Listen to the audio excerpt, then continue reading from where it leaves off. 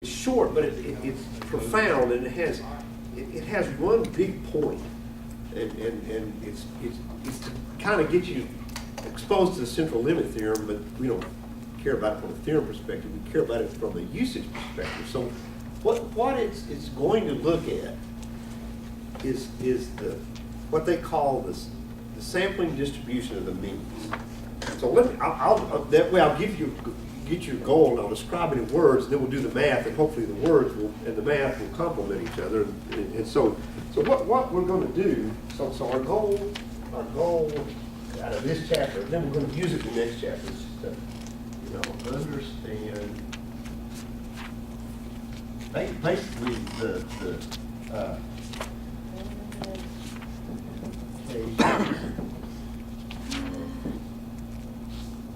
central limit theorem, but how are we going to understand it? What does that mean? Well, what it means is we got some process out here. Okay? And we got lots of things in it, like thousands of maybe one of the examples we worked today of ball bearings. Okay? And the distribution of the diameters, say, or whatever parameter, the material strength, anything, we don't have any idea what it is. We always talk about the diameter is normally distributed about a mean, but maybe it's not. Maybe it's uniformly distributed, maybe it's log normal distributed. I don't care. It's just some statistical distribution. So we got all these diameters, and maybe they're uniformly distributed, maybe they're log normally distributed, maybe there's some goofy thing, I don't know. But regardless of that, we're going to take samples, right? And why are we going to take samples? Well, because we have to take samples. We can't measure thousands of things. We can't, unless we have continuous feedback and we're going to measure everything. That's great, I like that. But we're going to take samples, and the sample is going to be sized in, okay? And what in words, what the central limit theorem says is, as this n gets bigger, 5, 10, 15, 20, that the distribution of the means, so say the means is the mean diameter, regardless of what this shape is, uniform, normal, log normal, the distribution of the means is going to be a normal distribution, okay? And so you think, well, so? The so is, that's profound. Therefore, we can make conclusions on this, or about this, or inferences about this diameter, this sample diameter. We can make conclusions about it by considering this standardized normal distribution. Wow. Because now we don't have to care, we don't have to know what the distribution was. We just know we're taking samples, and it statistically varies. And if we want to make conclusions about these samples, conclusions like, well, is this diameter too small, or is it too big? Is my process goofed up, or is my process okay? Is this diameter or weight or strength within tolerance? We can answer those questions and make inferences about those, considering just a normal distribution, because we've taken this sample diameter, and it's a sample diameter, it's a sample average, and we understand from the central limit theorem that, well, that follows the normal distribution. Okay, so we can make all these conclusions about what percentage what's the likelihood that this diameter we measured should be this small, or should be this big, or is it within tolerances, and those kind of things. So we don't even have to think about it mathematically. In fact, we won't even prove it. The proof's involved, but the implications are, wow, we can make all this inference. We can do chapters 8, 9, 10, 11 based on a standardized normal distribution because this happens. And so that's what this chapter tries to do. This chapter tries to motivate that.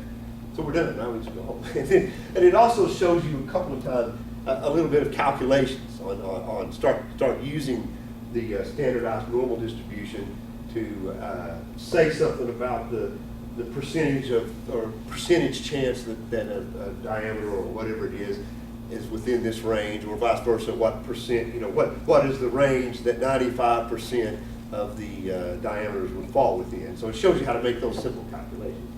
But this is the goal. The goal is to understand that, wow, because we sample things, and because we make these sample measurements, they will follow a normal distribution. And the more measurements we make, by the way, the better the distribution, the tighter the distribution comes, and the closer this distribution comes to the actual mean, okay, the tighter it gets, the tighter it gets. Because the sample mean, obviously, if I had 20,000 ball bearings and I took a sample size of 20,000, obviously the mean is precisely equal to the population mean. And so the larger my sample, the closer it gets. And so this is the implication of this, and it's going to make your life in chapters 8, 9, and 10 really happy, because we can do things based on a normal distribution, standardized normal distribution. So that's what this chapter is. So we got 30 view graphs, 38 that motivate this and clear this up. And so yeah, we're going to learn the concept of this. This is called the sampling distribution, right? Because we sampled, and it's the sampling distribution of the means. And we're going to learn how to compute some probabilities using the standardized normal distribution. Why? Because I just said you can, if you take enough samples, large enough samples. And we also actually going to learn that. Oh, it didn't say that, but it actually tell you how many samples is large enough. Okay, and that's good too. And so therefore we'll understand the importance of this central limit theorem, and at least from your perspective too, as an educated person, it's not, yeah, I know what the central limit theorem means, so you can drink a glass of wine with the other statisticians and not feel embarrassed or less bright, right? All right, so with that little introduction, so the sampling distribution is a distribution of all the possible values of a sample statistic for some size sample n. And this set of view graphs is really nice, and they do a nice job of showing it to you in just a minute with a simple example problem. So if that seems fuzzy to you, well, fine. Wait 2 or 3 slides. One slide, I can see the preview, next one coming up, and it'll really be clear. I think they do an excellent job of showing that and showing how the means become normally distributed too. So their example here in words is say, yeah, you got 50 students from your college, and what's their mean GPA? If you took this sample 50, and this sample 50, and that sample 50, and that sample 50, and computed the average for each of those samples, we're interested in how those distribute themselves, because we're going to make conclusions on those things. So let's look. Let's motivate this with an example. So here we've got some people. And the whole population is very small. This is a population of 4 people, okay? And they have 4 different ages, 18, 20, 22, and 24. And so my first thing when I look at this is like, which one is a 24-year-old? Because I don't know any 24-year-old that dress like that. I was like, I guess she's the 18-year-old. I don't know. But then he's got a dirty sweater that, I can't believe anybody other than my kids are 24 and 25. So they would never lie to that. But anyway, so this is our population. We got 4 people, 4 different ages, okay? So what are we going to do with this population? Well, first, let's calculate the real statistics, the population statistics. And remember I said long ago, when you're talking about populations, you use Greek symbols. Here that's rearing its ugly head again. Again, it doesn't matter, it's a subtle thing, but notice the book is consistent. And notice they've resurrected this little thing too. Oh, this is an analysis. Oh, okay. Anyway, so what is this? This is the mean age and the standard deviation of the age of the entire population of this group. This population is only 4 people, not a big population, but that's okay. And here's the distribution of the ages, right? It's completely uniform. There's 25% chance that one person's 18, 25% chance one's 20, one's 22, one's 24. So contrary, this is probably the worst one, right? It's not even remotely normally distributed. It's a uniform distribution. That's about as far away as you can get, probably. So here's our population. 21 years age is the average or mean age for the population. 2.2 years standard deviation. Now, what are we going to do? Let's sample this population. Let's sample it with a sample size of 2 so that we can discuss this easily. And so what do we got? Well, this table is all the possible samples of 2 you could get, right? And remember, when we sample 2, we are replacing. So either we're sampling from a population that's essentially infinity, or we're putting the person, if it's a small population, we're putting the things back in so that because otherwise, if it's a small population and we don't put them back in, we screw up the distribution right away, because, we took one of them out, we'll never get the 18-year-old back again. So if we took sample twos of 2 people and calculated and looked at their ages, here's all the possible ones we could have, right? We could pick the 18-year-old twice, pick the 24-year-old twice, and we can get all these different combinations. That's all 16 of them. Alrighty, and so let's see, what did they do here? Okay, now they've taken each of these and calculated the mean, because that's what we were going to do. We're pretending, that we're doing this ball bearing test. So we've taken sample size of 2, and we're going to calculate the mean. So here this mean was 18, that mean was 24, here you got 21, etc. So they mapped this little set of samples into what the mean is. Okay, and you can see it right away, but they'll show it on the next view graph. Look at the distribution of the means. Barely have 18 and 24, a couple of 19s, 3 20s, 4 21s, 3 22s. Wait, so what does that look like? Oh yeah. It's starting to look normal, right? The normal distribution, even though this was a uniform distribution of ages. We took sample sizes of 2 and averaged them, and look. So the sample distribution of the means, that's the word, it's the means. The sample distribution of the means is normal. Oh, good. So now we know we can make conclusions about the average age and make statements about the percentage of possibility. If I take a sample and I get an average age of 18, what was the chances that would happen? And that's important because not so much from this silly population, but from the population of ball bearings or cereal box weights or the size of something. Out of my process, I can say, I took this sample of X number of items, I got this diameter, I got this weight, I got this size. What's the likelihood of that happening? If I thought this was the population I was sampling from. Well, we want to know that, yeah, because then we can say, something's messing up. I shouldn't have got this mean. It's too low, it's too high, it's wrong. I need to fix something. All right, so now let's do some calculations on this. So if we look for the mean, what was the average of the means? That's what that is. So if we took all the means we got of our samples, all 16 means, what was the average age? Well, it's 21. Okay, good. Yeah, I would like that to be the case. What was the standard deviation of these means? 1.58. So it's tighter. It's tighter around the mean. That's okay, because these are samples, right? And we saw how the average age in that pile of samples was more often, there was more of them around the correct average than there were ones far away. So you would think that standard deviation is tighter than a uniform distribution. All right, so now let's see. So there's our population with its mean and its standard deviation. Here's our distribution of the averages from this sample size of 2 with its mean and its standard deviation. So you can see already it's a good estimator of the real mean, correct? And with the sample, even with the sample size of 2, we've already got a decent standard deviation on our estimate. Okay. So what happens if we had a different size sample? How would that affect the spread of this standard deviation on the means?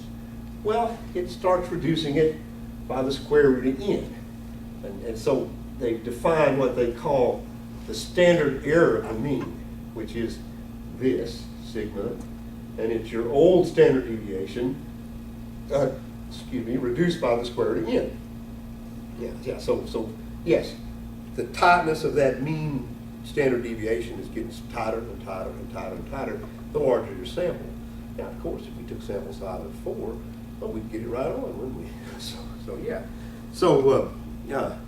And the book does a nice job. Let's see, I don't think the view graphs show it, but the book on in my book on page 256 and 257, where they talk about the central limit theorem, and they tell you in words the central limit theorem. It says, as the sample size gets large enough, the sampling distribution of the mean is approximately normally distributed. This is true regardless of the shape of the distribution.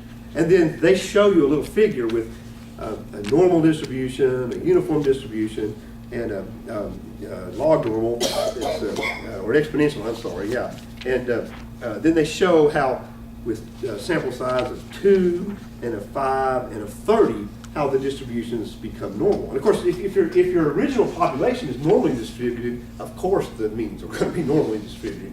But even like we've just shown, uniform, exponential, other things are also normally distributed, especially as you get up to 30 samples for sure. 5, pretty good, except for the exponential one. 2 is even all right, you know. So look at that picture when you get a chance. So yeah, so if we have, so now they're going to talk about, well, if you had a normal distribution, if your population, say the ages, instead of being uniformly distributed, they were normally distributed, then the sampling distribution of the means is also normally distributed. Yeah, your means, the average of your means is going to equal your real population average. Your standard deviation of your means is your real population standard deviation divided by the square root of the n. So it's tighter. All right, now let's see. So now, I said we can make these conclusions. So say we now want to ask something about how many diameters fit in this range, what's the probability of having a diameter this small? Well, we just do like we did in the last chapters. We go to the z distribution. And again, why do we use a z distribution? Because we don't want to have 25 dozen tables for each different possible mean and standard deviation. We do our I notice they use the word standardization. I call it normalization, but remember we normalize our means to the standard deviation. And of course now, since we're talking about this thing, the mean of the sampling distribution of the means or the averages, we use this standard error of the mean. Yeah. So our new normalization is to take your sample mean, whatever it was that you got in your sample, compare it to the population mean, and then normalize it with the standard error of the mean. So now we can ask questions about these things and make conclusions. Now let's see, so here we go. So we've got normal distribution. Yeah, so here was the normal distribution mean and its standard deviation. Then here's the sampling distribution where we've got some sample size in. We've plotted the means here. So they have the same mean, but a tighter standard deviation. Okay, now let's see. So as we increase our number of samples in our size, yeah, you get a tighter. Like I said, if the number of samples were exactly equal to the population, well, then you'll only have one sample. It'll be the entire population. You'll take one mean. It will obviously be the exact mean of the population. It would just be a stick, right? Because yeah, I'm taking only one kind of goofy sample that consists of everything in the population. Can't ask much about that. I guess we've just studied the whole population. So let's see. So here we're going to ask ourselves a question. We're going to try this. Try to see if we can use this to make some conclusions. So we've got some process. It doesn't even say what it is. Just a process. And it's got a mean of 368, standard deviation of 15. And so we're going to sample this process. So there's 368 things in it that have a standard deviation of 15. So we are claiming in this case that this is a normally distributed process, whatever it is. And so we're going to pull a sample of 25 out of it. 25, n is 25, and we're going to ask ourselves, well, what interval around 368 will 95% of the samples fall in? So that's a nice question, right? Because say I sample 25 today, 25 tomorrow, and 25 the next day, and I start looking at them, and I want to ask myself, are things going okay? Is my process still producing 368, you know? And so maybe you would like to ask yourself, well, where should 95% of these means fall? So that one day when I'm going along and I get one that falls outside that range, I can say, oh, dang, something's off today. Because gee, 95% of the means should have been between these ranges, but now I did this 25 sample and my mean was 200. Oh, that's way out of range. I shouldn't have gotten that. So what is it? How can we determine this? Well, we want to know what contains 95%. So we're asking, okay, we've got this distribution of the means that we know is normal because of this nice central limit theorem implication. So we can draw as normal even if we don't. You notice we did say that our population was normal, but it could have been uniform like the ages and things. And so now we're asking ourselves, what's the lower limit and the upper limit where 95% of our means that we pick out of this 25 sample plots. Well, okay, 95% are in there. That means there's 2.5% over here and 2.5% over here. We recall and remember that the normal distribution is symmetrical. So that's why we want to believe in this central limit theorem. That's why we want to embrace it and use it, because it lets us say, yeah, it's symmetrical. And, oh yeah, I can go to the Z distribution and look things up. So yeah, let's do that. So first, let's go with the standardized normal distribution. We can go to the table. We can look and see, well, where do you get 2.5% on each side? Or we can ask Excel, given a 2.5%, what number do you get? What's the inverse there? And so, hey, minus 1.96 and plus 1.96. Okay, so remember, I told you by the time you're out of this class, you'll have that memorized. So this Z down here is minus 1.96, and this Z up here is plus 1.96. Okay, and recall now that we know the Z, let's just do that normalization thing we did backwards to get the X mean, or this is in the Z, the normalized world. We want it in these units. We want to understand it in inches or feet or number or whatever it is. So yeah, let's just go backwards.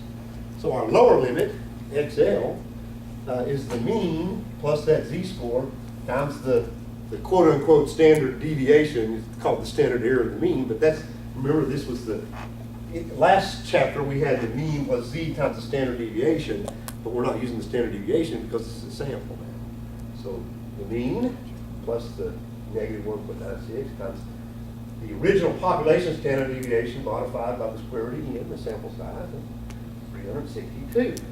Upper, 368 plus the other way, 373.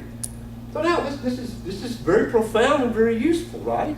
Now we could say 95% of all the sample means of the size of a sample of 25, because that's what we've determined we wanted to sample on this process, are between these two limits. Those are two very useful numbers, right? Now we take samples all day long, and if we want to be 95% confident that our process is delivering 368, well, we just look at our sample, and if it falls in here, 95% of the time, that's what we should have been thinking. And then if all of a sudden we get 361, well, no, that's in that tiny percentage. 2.5% of the time we should have gotten that. That's pretty unlikely. So what it's saying is, yeah. If my process has a mean of 368, there is a 2.5% chance that it could plop down in there. Oh, and there is a 2.5% chance that it could fall up here. So it's not necessarily saying your process is messed up. It's just saying there's an extremely low chance, 2.5%, that it got down there. So you might want to look. That's what you're asking. Because remember, this thing goes on forever. So yeah, there's a random chance that you got it down here. You got the goofy sample, that wow, yeah, okay. But chances are, 2.5% chances that it shouldn't have been 361 or 360, something like that. So you can see the implications of this. You can see the use of this. And now we're going along, sampling, where we can make sure we can think with some confidence and state the confidence numerically that our process is doing okay. And if we want to be tighter, if these two ranges are too broad, because maybe somebody's nervous about 363, right? That's too far away from 368. Well, you fix that, take you a bigger sample, right? Let's take a sample of 50.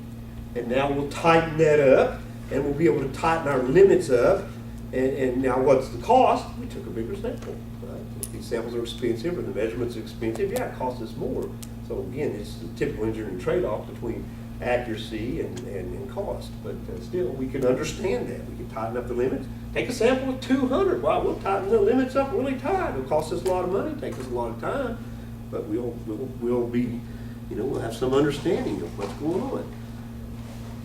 All right, so that was from a normal distribution, and we already said, and I already kind of spilled the beans as well. Even if the population was uniformly distributed, like those ages, or log normally distributed or something, we could still do this. We could still use this guy and make the same conclusions, as long as that's big enough, right? Yeah. So So if we kind of don't have an understanding of our population, we got to make sure we get this big enough. What's big enough? Well, already we kind of see 30 from just that little picture in the book. So if you don't know anything else, nothing else, you can look at the picture in the book and say, gosh, it looked like, you know, exponential even, a cruddy distribution that's way far off from normal. 30 samples is okay. So if I don't know anything, well, I'll take 30 samples. You know, I don't know anything. And I'm at least statistically justifiable. So yeah, so they're saying this is your original distribution. As n gets larger and larger, the distribution of the means is almost normal, regardless of what we started at. And again, why is that important? Because now we can make these kind of calculations from our standardized normal distribution. You don't have to know what the population looked like, which is nice, very nice. So yeah, so here they're saying, yeah, they're repeating that again with pictures. I got some log normal distribution. As I make samples and look at what the distribution of the means are in all these samples. These are samples of size n, it looks normal. Let's see. So how large is big enough? Yeah, I just said that. I spilled the beans on this one too. 30, we're in good shape. So, you know, uniform, log normal, anything, 30 is good. For fairly symmetric distributions, things that are uniform or things that start at normal already, yeah, greater than 15. Normal distribution is always normal. 2, 3, you saw that in the book too. So maybe if you do know something about your population, you can take fewer samples. But certainly if you don't have a clue, 30 is fine. Did you guys have lunch already? I saw food. Yes. Okay, because it looks like they're wrong. That's our son. What's it? Yeah, the teacher master. Oh, okay, but here's something. Good, so you got food, I don't worry about that. Okay, so let's see. Suppose we have a population of 8 that has a mean of 8 and a standard deviation of 3. And so we pull out a random sample of 36. Yeah. So what's the probability that our sample mean falls between those two ranges? So they're trying to kind of give you another example like this. So here, yeah. So, yeah, because you would hope that if I have a population that's running at 8 with a standard deviation of 3, well, that's a pretty big standard deviation, right? 5 to 11, that's a pretty big spread. But we took a big sample. So what's the probability that the average or the number in our sample of 36 fell between that? Well, let's see. Good question. Nice question. Okay. So like I said, we can apply the central limit theorem. Say, hey, we don't know if it's normal or not. So 8 is our mean. Our standard deviation, our standard error of the mean is the old standard deviation divided by the square root of the number of samples is a half. Now let's use our z thing, our great z transformation. So we were asking in the x world between 7.8 and 8.2. So let's normalize it or standardize it with respect to that standard error of the mean. This is the z.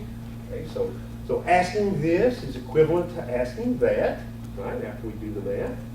And so now we can use our Excel, look up in the tables, get the probability of that. And remember, you subtract them, right? Because remember, the table always gives the cumulative. It's a review from 2 weeks ago, so it might have already slipped out of your head. Remember, here's our z. And the table gives you the area from here to there. So the first number is that area. That's this number, okay? And then the second number is the green area.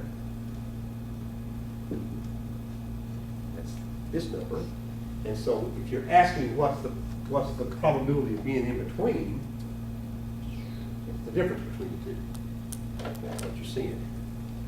And you can see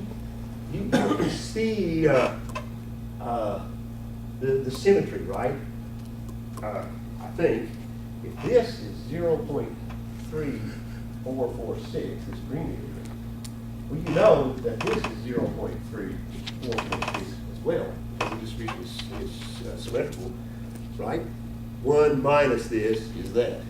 So you can kind of see the symmetry in there. As you practice, I think you'll see that kind of stuff. But so their little picture down here saying We don't know what the population was. Man, uniform, anything, question. But we do know that as we take samples, they will be normally distributed. So here's our sample world. And we're asking ourselves, what's the probability of being in this green region? So, hey, if we standardize, normalize, that's what's the probability of being in this purple region in the Z world. And again, we do that because we got a table for Z. We don't have a table for that. But we got an XL for Z. We got an XL for that. That's all right. Either way. Let's see. Now, switch gears just a tiny bit. These are all continuous things, right? Weights, 368 with a number, it's a measurement, it's a size, a length, a diameter. But what happens if we don't have that, and instead we have a ratio? Why would we have a ratio? Remember the categorical variables, the yes or no, the good, very, poor. You know, those aren't continuous. They're a ratio, like the yes or no would be how many times did my thing pass the test, right? I've got a quality assurance test or something. How many times? 70% of the time it passed.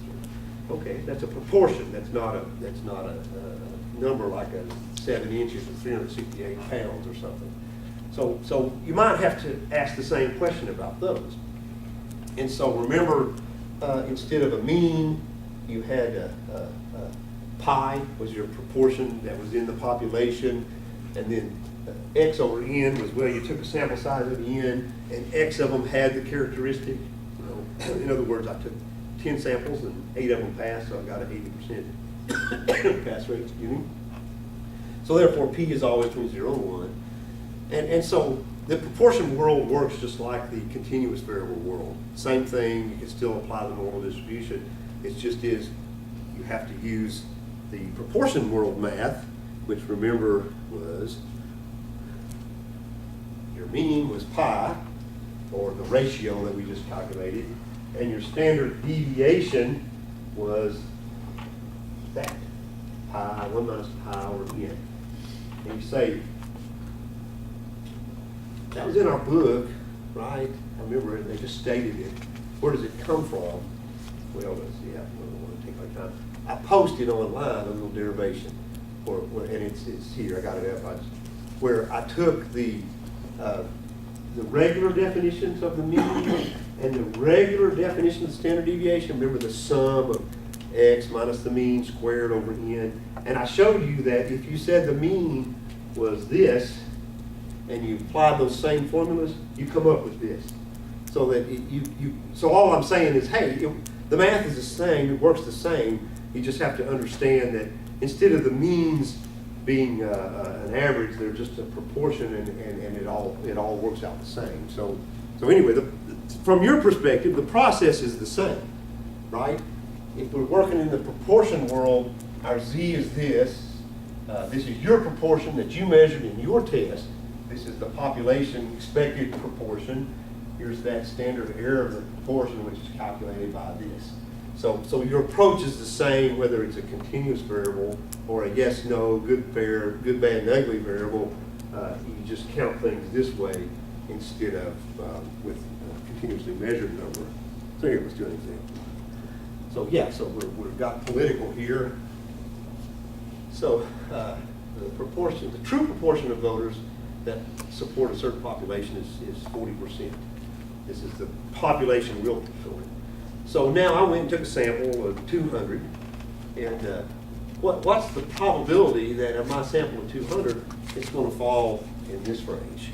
This is a good question. This is what they're dealing with right now. Trump and Hillary, right? You know, that's how they're getting their confidence intervals.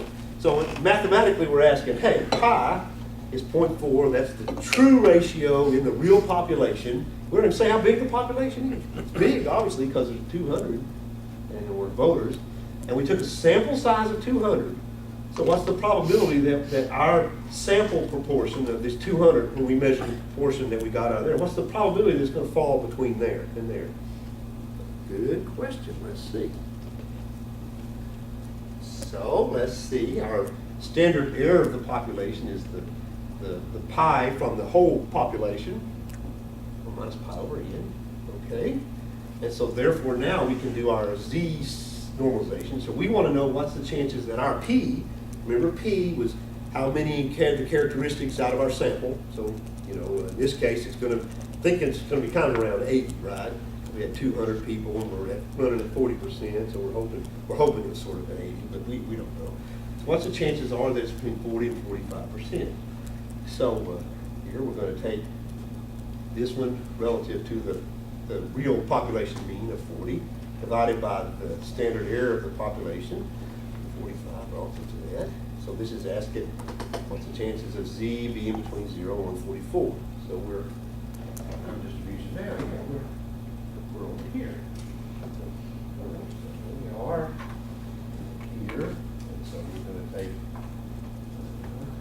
1.44, yeah, 1.44, that area, minus the 0. Okay. Now we've done this long enough. Now I think we don't have to look that one up, do we? Right, half. No, that's on the next slide. Yeah. I don't think drove the pictures for me. Quit drawing pictures. I forgot. So here, we're asking what's the chances of being in here. This is in our proportion world, the picturing the proportion world. So in the Z world, yeah, that's between 0 and 144. And so, yeah, here we are. 9251, that's this entire area here. That's the probability of being less than this, isn't it? If you want to ask it that way. And then this 1/2 is the probability of being less than that. Okay, so there's a 42.5% chance that it fell in there. That's pretty good. Yeah, useful number. Now we can kind of understand, oh, well, if we took out the sample, I mean, and the voters, and we fell in that range, our proportion was 0.43, which that was 42% chance that that happened. Okay, that's not unusual. But you can see how we can also express, you know, where should 95% of them be, which is probably more interesting. So here, we come to the chapter. Sort of short chapter. We discussed sampling distributions. That's the distribution of the sample means, not the population. The population had some, you know, distribution of ranges of diameters or weights or preferences for populations. This is what the average or the mean of the samples look like. So therefore, we created a sampling distribution of these means. For normal populations, it's always normal. For any old population, uniform, log normal, exponential, we took the central limit theorem and said, oh, it's always normal too. So it's just always normal, all right. But there's a caveat, right? It's always normal as long as n is big enough. 30, good. 15, maybe, okay. And then we looked at the sampling distribution of the proportion and calculated the probability that way too. And I did miss something. I said, wait a minute, I didn't point it out on the view graph, did I? Let's see, but it was hanging out there. Here, yes. This is actually important, so I should have pointed it out. This is your 30. You know, when I said for a regular sample where the variable is continuous, I said take 30 samples and you're okay. Well, okay, here's your guide here. So your n is calculated based on what you expect the probability to be. So if I've got a 50-50 probability, then I'm going to have to take at least 10 samples, right? But if this is 1/2, then n is greater than or equal to 10. This would be 1/2, n would be greater than or equal to 10. A half would be the minimum, right? Because if I had only a 10% possibility, then n would have to be greater than or equal to 50. And then this one would be okay. And vice versa, if I had a 90% probability, well, this one would be, you know, whatever, 0.5 divided by 0.9, 6 or 7, but this one would be 50. So depending on, you got, what it is, you've got to take enough samples to capture the yeses and the nos. So, but again, it's probably for normal things, normal I mean like things that proportions of 20%, 30%, or 70%, either side, this guide probably comes to 30 also. Right? Think about it, because I was doing the 10% and I got 50, so 20 and 30%, I should have calculated that for you. But anyway, that's a nice little number. In fact, I was just dealing with it today on my conference call, and we were doing some tests. We're going to come up with proportions, and first thing they were asking, how many tests do we do? So I was able to, hey, well, at least 10, you know, at least 10, but more likely 20 or 30 based on, and then I could also say, but I don't know, because I don't know this yet, because I haven't done any tests. So what am I going to do when I go out in the field? I'm going to take some data, do my at least 10, because 10 is the minimum when it's 50-50. and do at least 10 and calculate pi. And if pi comes out 50-50, I go, well, I'm pretty good. I can probably quit now. And when pi comes out to be 80 or 90, I'm gonna have to apply both of these formulas and say, no, we got a few more to go. And that's why I can say, well, probably 20, at least 20. I probably should, using my good sense, I probably should say, well, at least 30. Then they're gonna have a fit because that's too many fits. But you gotta push it anyway. So now, there's a few more view graphs, and all these are very simple. So sometimes you're sampling from a small population, like the little example with the people, and you might want to correct it because of a small population. You've got more chances of getting closer, getting closer to the mean right away. So there's a finite population correction factor. Yeah. So what's happening is you think about it. If I start taking samples and sample size is big enough, well, yeah, of course I'm getting closer to the mean. And remember, I said if I take a sample size that's equal to the entire population, I hit the mean dead on, didn't I? There's no. So they're saying if you get bigger samples that are bigger than 5%, basically, quote unquote, take credit for that. So you can see as in if the sample size is 1, this finite population correction thing does nothing, And as n gets to be huge, you're going to take credit for that and reduce your spread. You'll reduce your standard deviation by that factor. Because yeah, if I had n equal to n, standard deviation is 0, right? Because I nailed the mean right on. So it's just allowing you to tighten up your distribution and can make better, more thorough conclusions by recognizing that if you took samples larger than 5% of the population, you probably did a better job of estimating the mean than you did if you took a tiny sample. That's all it's doing. And so you can use that if you want. My statement would be, well, hey, it's certainly conservative not to use that, right? I mean, this is helping you, but if you did it the other way, you would just have a wider spread. Your claim on your 95% confidence interval wouldn't be as tight or something like that. Yeah, it's always less than 1, reduces standard error, results in a more precise estimate of the population parameters. Okay, so here's what we have to do the example. Yeah, so I've got a sample size of 100 from a population of 1,000 with a standard deviation of 0.4. So yeah, I'm taking a pretty big sample size, 10% of the population. So well, I can use this, and so now instead of my standard error of the mean being 40 divided by the square root of n, that's the number of samples, I can modify it a little bit. Yeah, so this one, without the finite population correction factor, my standard deviation would have been 4.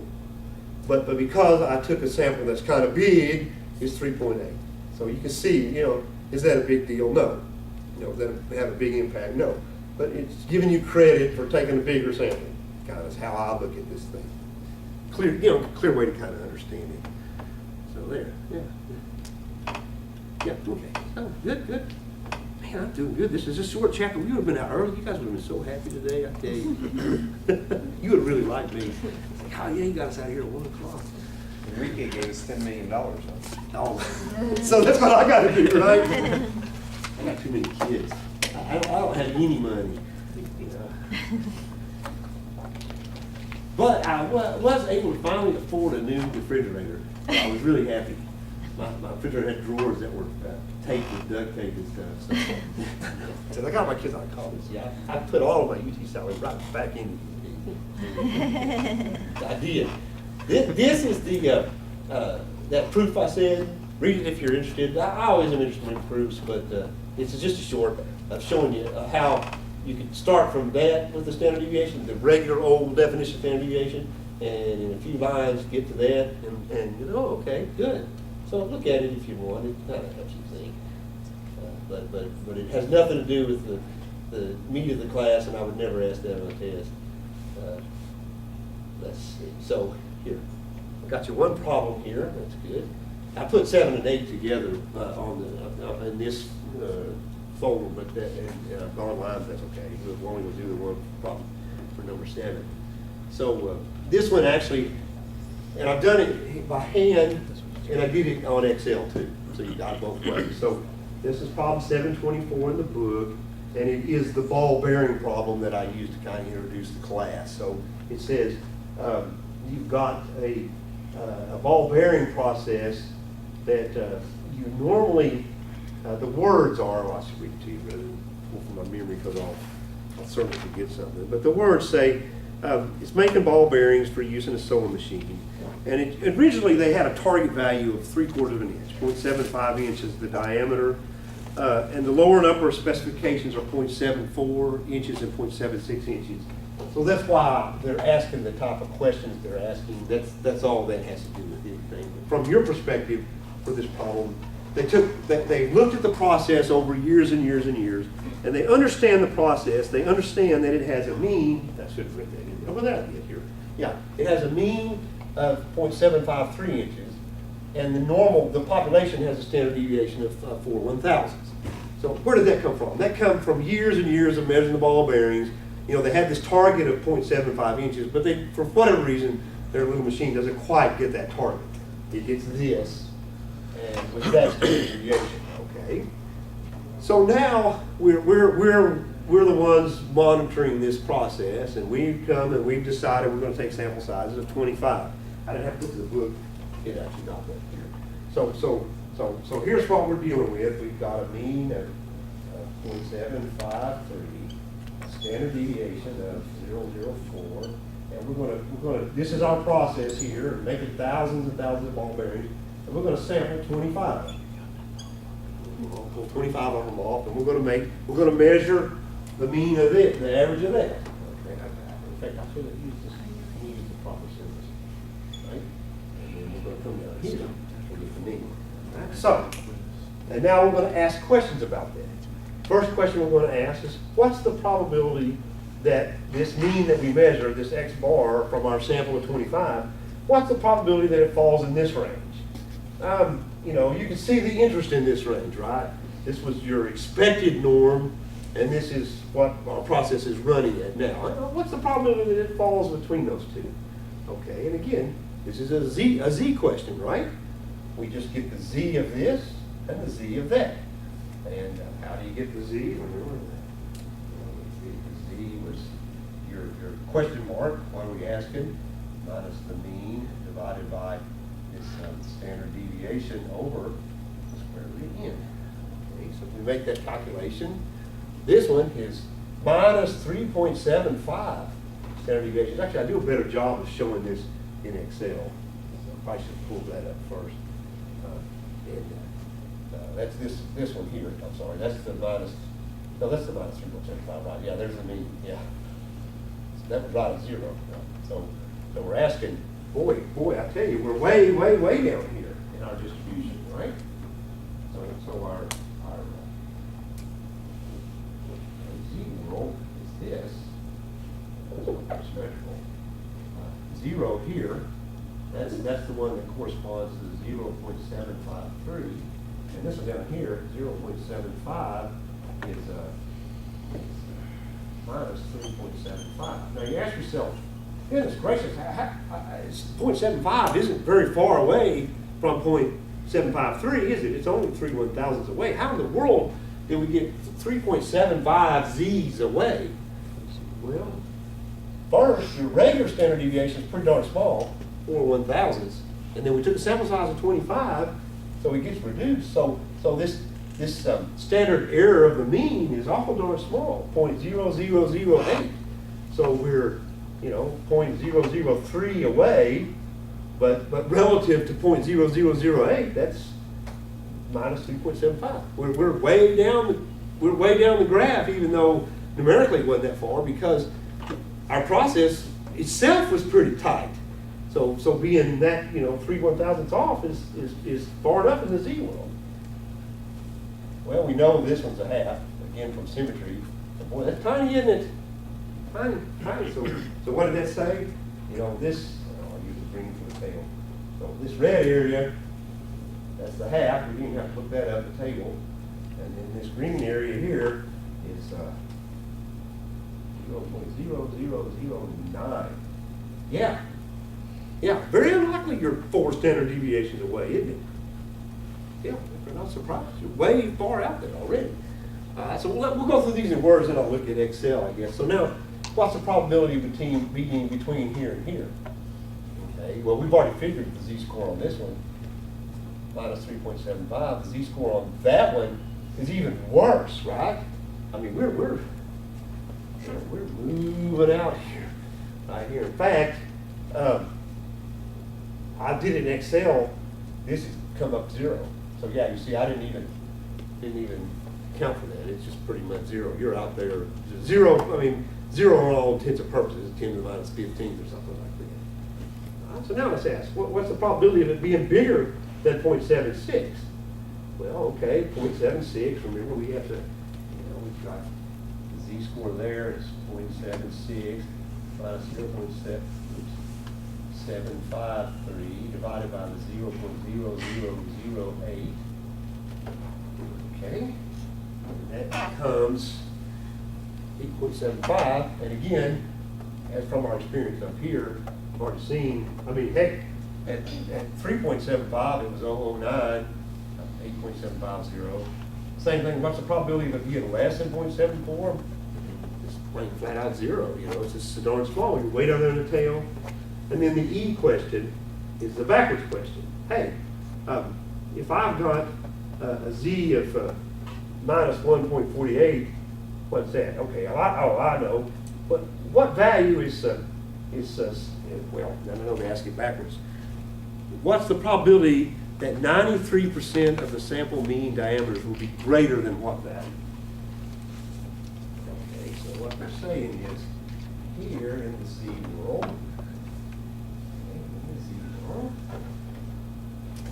and I've got some value down here, and I want to know this area here,